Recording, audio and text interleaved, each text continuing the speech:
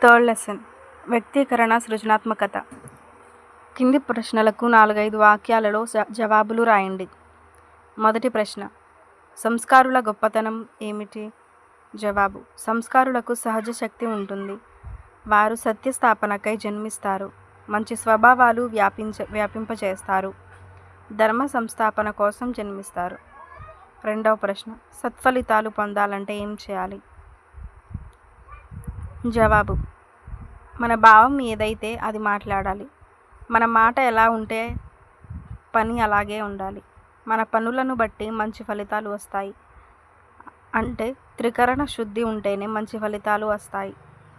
మూడవ ప్రశ్న, ధీరోత్తముల లక్షణాలు ఏవి? జవాబు: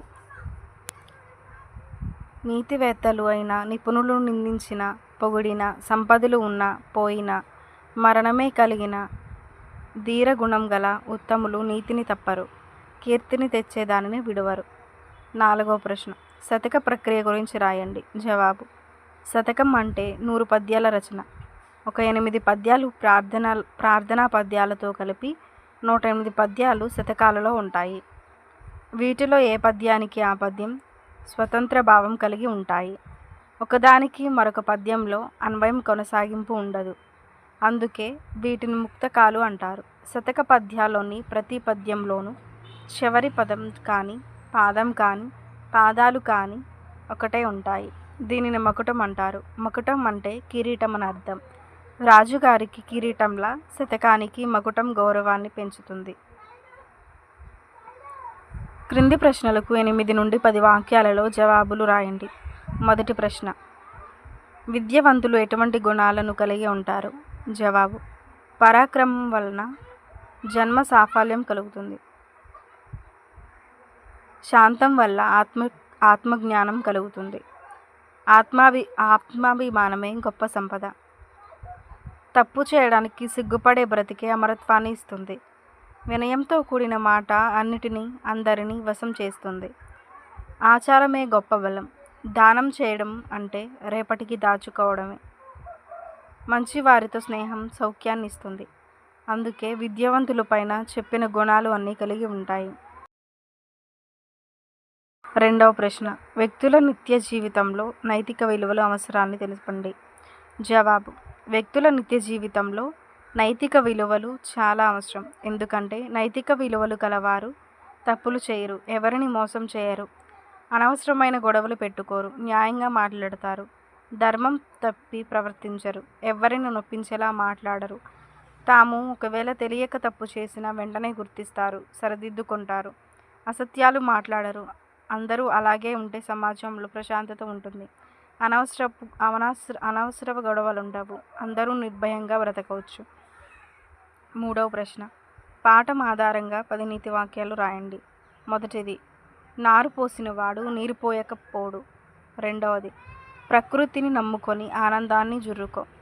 3, అల్పుడెప్పుడు పలుకు న్యాయపు మాటలు, సజ్జుడుండు పలుకు న్యాయ సూత్రాలు. 4వది, ధర్మ సంస్థాపన కోసం ఎవరో పుడతారనుకోకు, నీవే ధర్మాత్ముడవు కావా.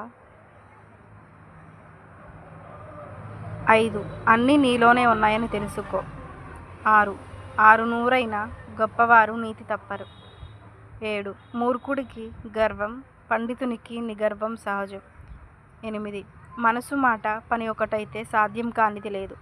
9, నీ భాషను నీ దేశాన్ని అభిమానించడం పశుపక్ష అద్దులను చూసైనా నేర్చుకో.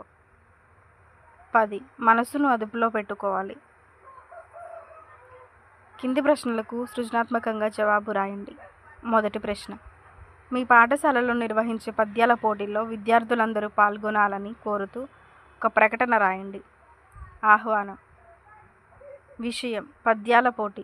అర్హత: కోనసీమ జిల్లాలోని 6 నుండి 10వ తరగతి వరకు చదివే విద్యార్థులందరూ. వేదిక: జిల్లా పరిషత్ ఉన్నత పాఠశాల వీరవల్లిపాలెం. సమయం: ఉదయం 9 గంటల నుండి సాయంత్రం 5 గంటల వరకు. తేదీ: 29/8/2024. బహుమతులు: ప్రథమ బహుమతి 2000, ద్వితీయ బహుమతి 1500, తృతీయ బహుమతి 1000. గమనిక: పాల్గొను వారందరికీ భోజన సదుపాయం కలదు. పోటీలో పాల్గొను విద్యార్థులు స్టడీ సర్టిఫికేట్ తప్పనిసరిగా తీసుకొచ్చుకోవాలి. భాషాంశాలు పదజాలం. కింది వాక్యాలలో ఎరుపు రంగు ఉన్న పదాలను అర్థాలు రాయండి. మొదటిది, మంచి చెప్పిన దృప్తుడు వినడు. దృప్తుడు గర్విష్టి. రెండవది, పండితుని ఖ్యాతి ప్రపంచమంతటా విస్తరిస్తుంది. ఖ్యాతి కీర్తి. మూడవది, విష్ణువు తల్పం ఆదిశేషుడు.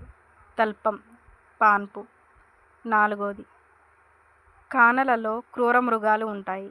కాన అడవి. 5, పగటికి రాజు భాస్వంతుడు. భాస్వంతుడు సూర్యుడు. వ్యాకరణాంశాలు.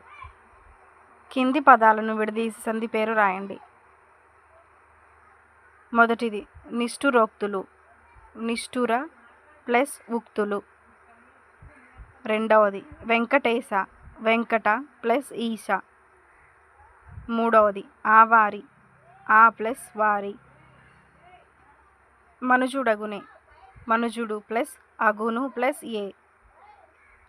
ధీరోత్తముడు. ధీర ప్లస్ ఉత్తముడు. కింది పదాలను కలిపి సంధి పేరు రాయండి.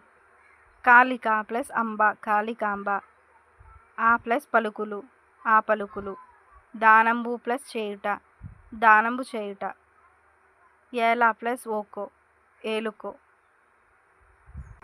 కింది పద్యపాద వాక్యాలను అలంకారాలను గుర్తించండి. అక్షరాజ్ఞం లేని నిరక్షరాస్యుని ఈ క్షితిలో ప్రత్యక్షముగా కష్టముల పాలగును. ఇది కాదదియును నదిగా దిదియును నిధి నదియు వదిలి ఏదియే వరదన్ వదలని ముదముల బొదలగా సదవపడి చెదరి ఎడంద హరిహరనాథ. 3, 1,00,000 భక్ష్యములు భక్షించే లక్ష్మయ్యకు 1 భక్ష్యము లక్ష్యమా. ఛందస్సు. కింది ఉదాహరణ ద్వారా తేటగీతి పద్య లక్షణాలు తెలుసుకోండి. సూర్య ఇంద్ర. ఇంద్ర సూర్య. సూర్య.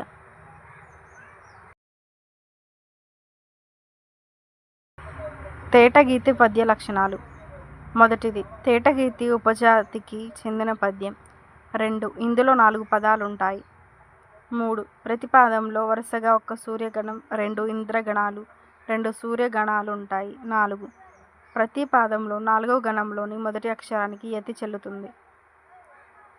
5, ప్రాస నియమం లేదు. యతి లేని చోట ప్రాస యతి చెల్లుతుంది.